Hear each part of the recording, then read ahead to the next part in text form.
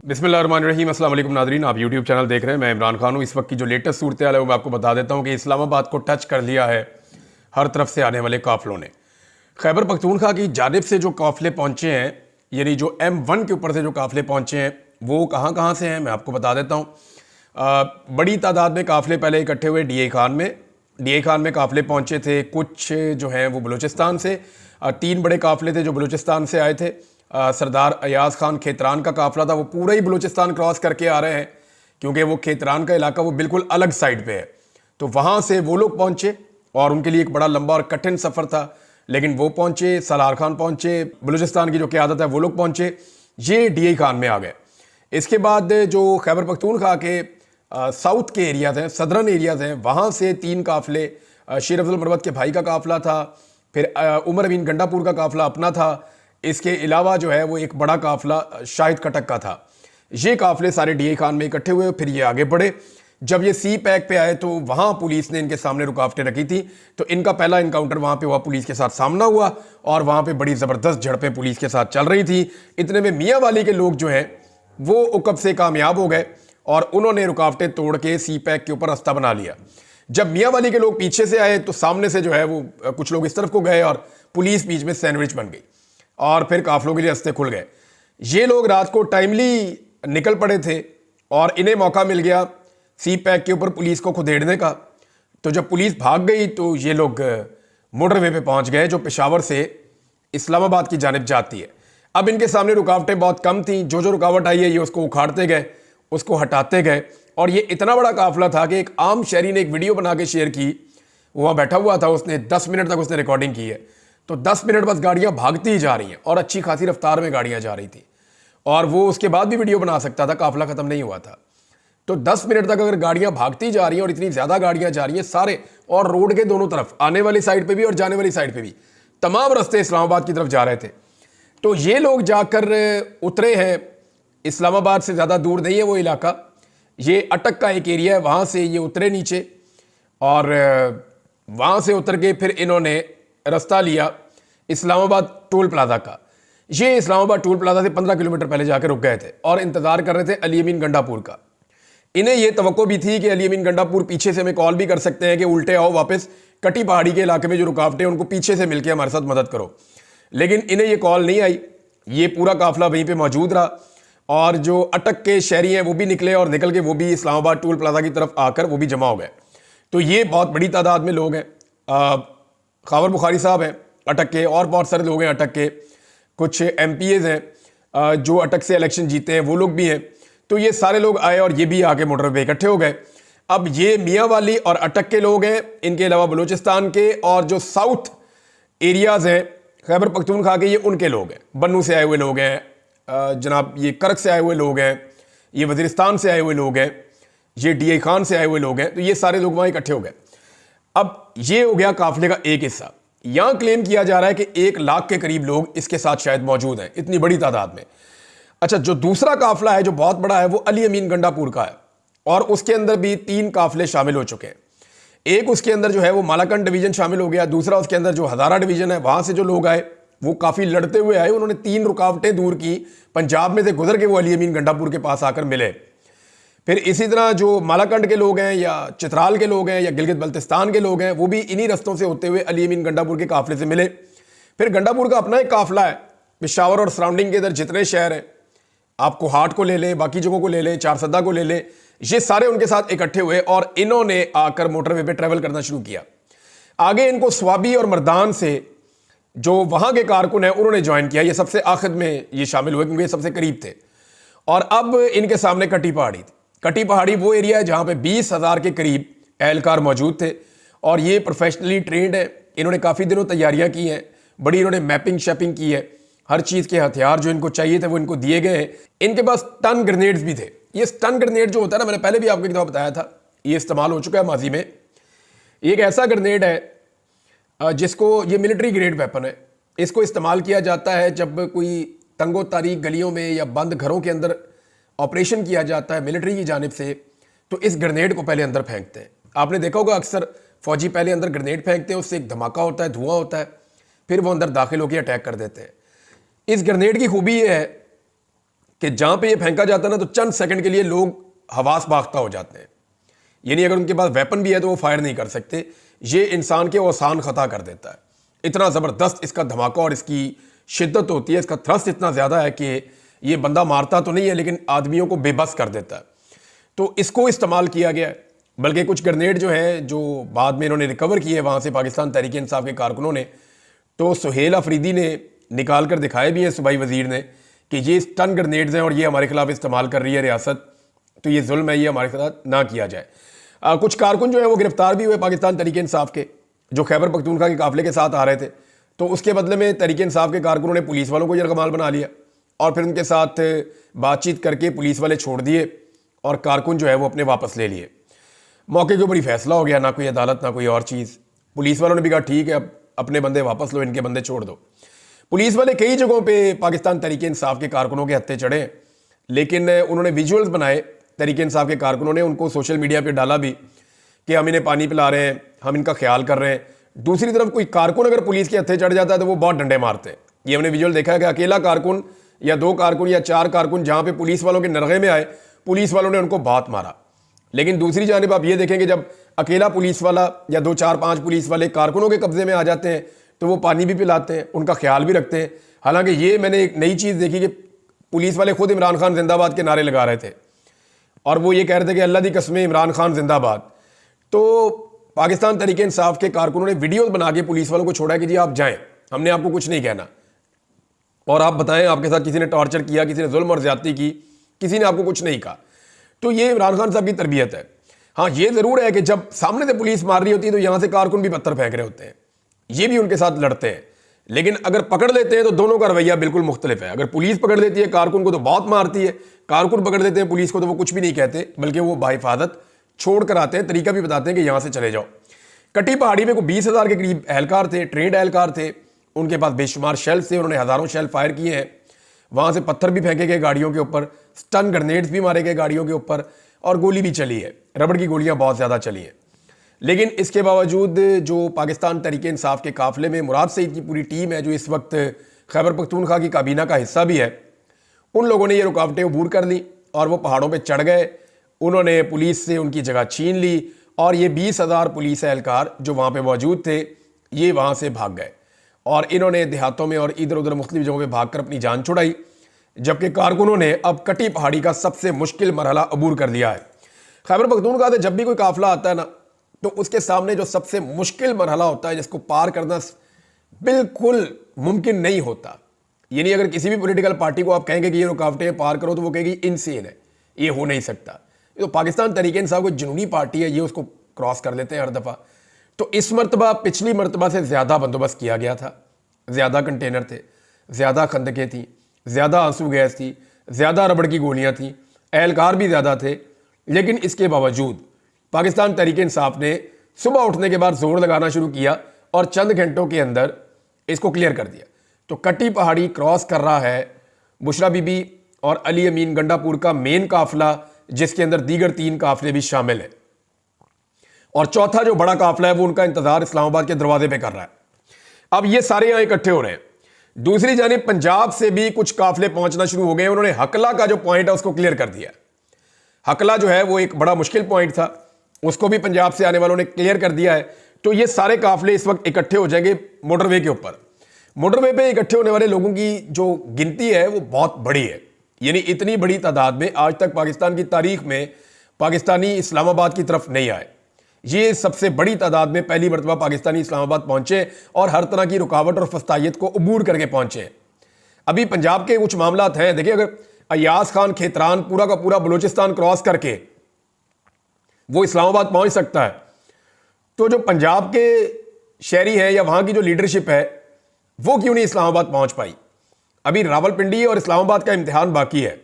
उन्होंने अपनी तवानाइयां बचा के रखी हुई हैं। अभी उनके अनाउंसमेंट आना शुरू हुए हैं कि मगरिब के वक्त वो अपनी कार्रवाई शुरू करेंगे। आखिरी रुकावट इस वक्त कौन सी है पाकिस्तान तहरीक इंसाफ के सामने या जो बड़े काफिले आ रहे हैं उनके सामने? अब उनकी ताकत बहुत बढ़ गई है काफिलों की और वो बहुत ज़बरदस्त शिद्दत के साथ आ रहे हैं। लेकिन आखिरी रुकावट जो है वो है 26 नंबर।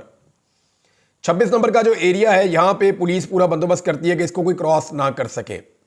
लेकिन यहां प्रॉब्लम यह है कि अंदर की तरफ से बड़ा दबाव है रावलपिंडी और इस्लामाबाद के शहरियों का। जब वो इस्तकबाल करने के लिए आएंगे तो पुलिस के लिए वहां खड़ा होना मुमकिन नहीं रहेगा।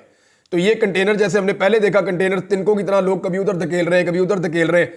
जो कंटेनर्स वेल्ड किए हुए थे उनको गाड़ियों के साथ खींच कर ले जाते हैं, कंटेनर्स को रस्से डाल के खींच लेते हैं।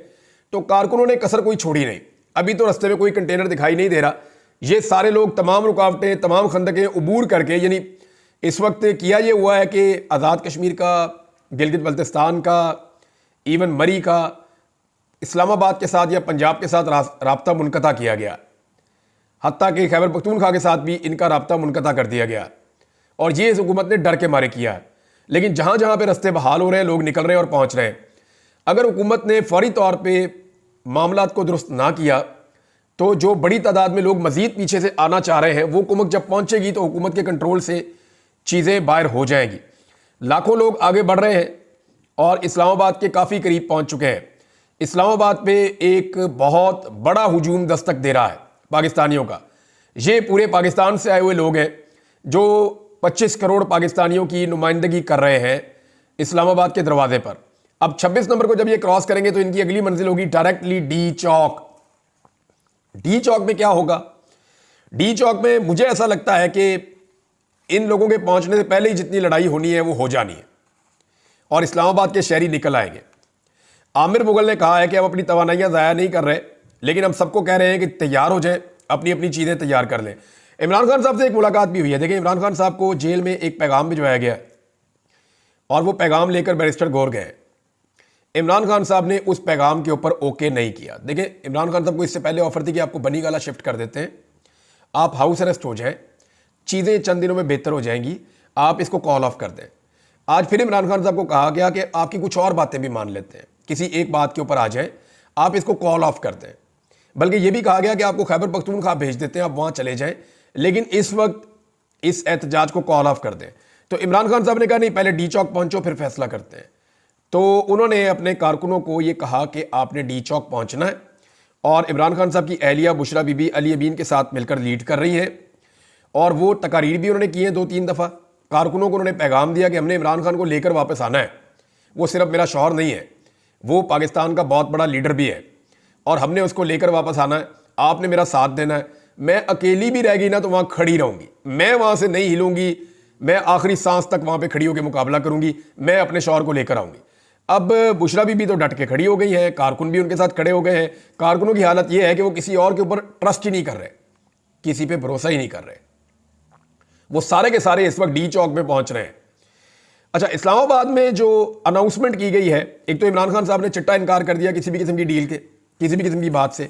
इमरान खान साहब के हासाब वैसे बहुत मजबूत हैं, दाद देनी पड़ेगी। इतना प्रेशर डाल के इन हालात में बंदा अपनी बात मनवा लेता है, लेकिन इमरान खान साहब ने कहा नहीं, उधर पहुंचो फिर बात करते हैं।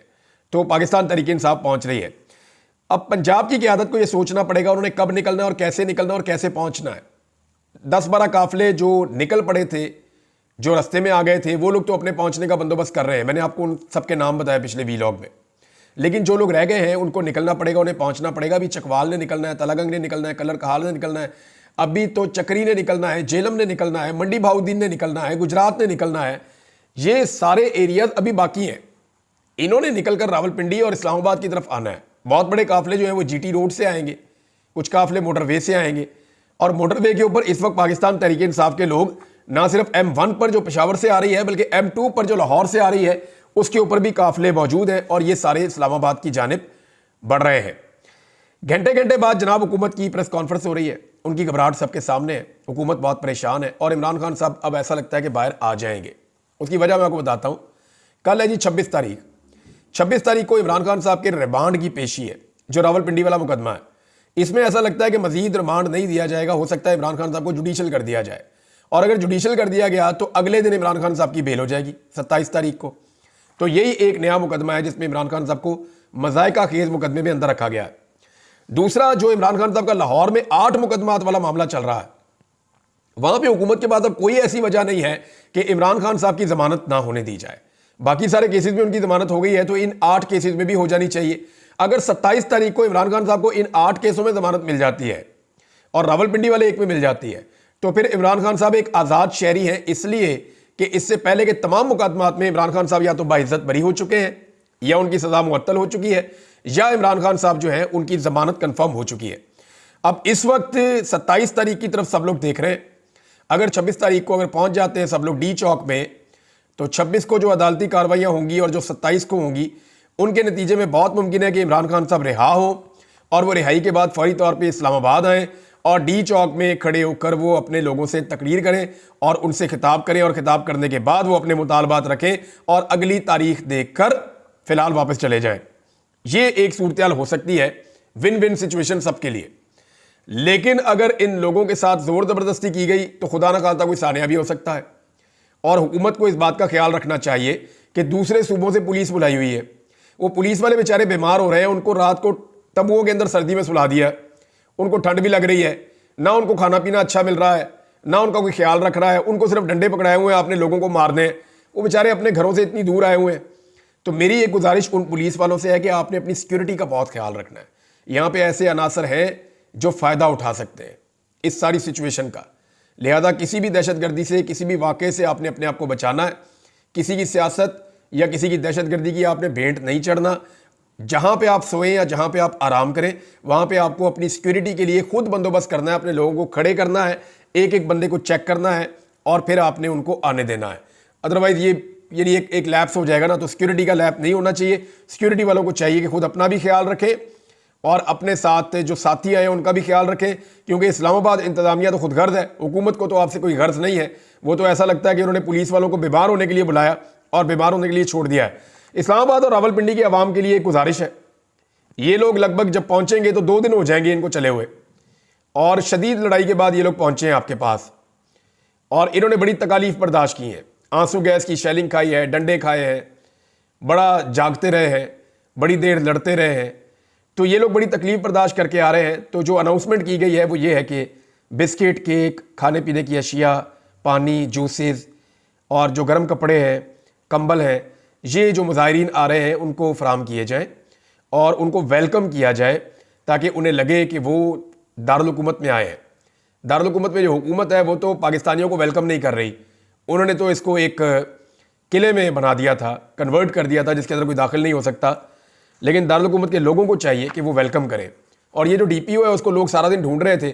अगर किसी सरकारी अफसर ने यूनिफॉर्म में बैठ के सियासी बयान देखना है ना या देना है, तो वो पहले इस बंदे की शक्ल देखे, गौर से देखे और फिर इबरत हासिल करे जो लोगों ने इसके साथ कर दी है। होना तो ये चाहिए जब हुकूमत तब्दील हो तो इस DPO को एक दिन अटक के पुल पे खड़ा किया जाए और जो भी खैबर पख्तूनख्वा से आई है उसको वेलकम करे। और ये कोई बुरी बात नहीं है, इसने तौहीन की थी लोगों की, लिहाजा इसको उन्हें वेलकम करना चाहिए।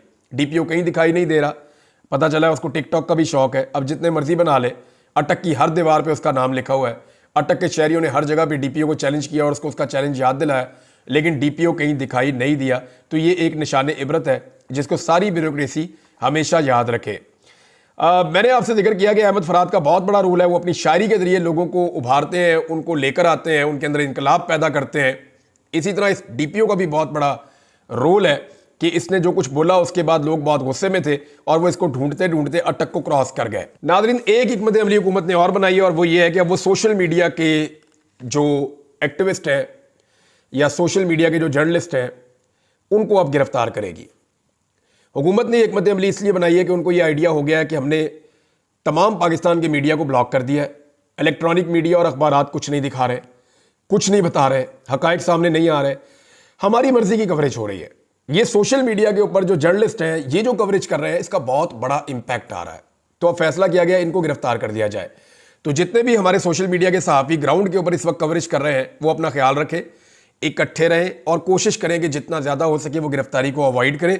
अगर वो गिरफ्तार खुदा न खास्ता हो जाएंगे, हम उनके लिए भरपूर आवाज़ उठाएंगे, हम उनके लिए वकला भी मुहैया करेंगे, पूरा जोर भी लगाएंगे, सहाफ़ती तंजीमों को भी एक्टिवेट करेंगे। हम जो हमसे बन पड़ेगा हम करेंगे, लेकिन उनसे गुजारिश ये है कि वो ग्राउंड पे तो ज़रूर मौजूद हैं, लेकिन वो गिरफ्तारी से अवॉइड करें और गिरफ्तार होने से खुद को बचाएं। अब तक के लिए इतने ही। अपना ख्याल रखिएगा, अपने चैनल का भी। अल्लाह हाफ़िज़।